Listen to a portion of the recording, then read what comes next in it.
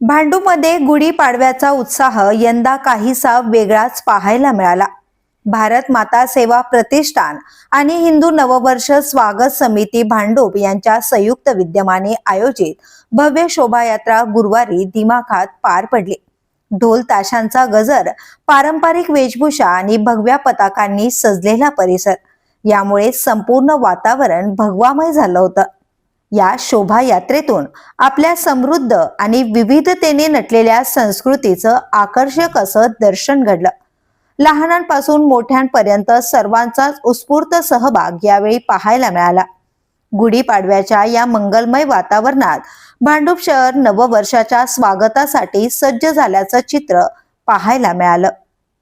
Bureau news, शहर Mumbai. Video आवडला असेल तर लाईक करा, शेअर करा आणि आमच्या चॅनलला सबस्क्राईब करा। बेल आयकॉन दाबायला विसरू नका।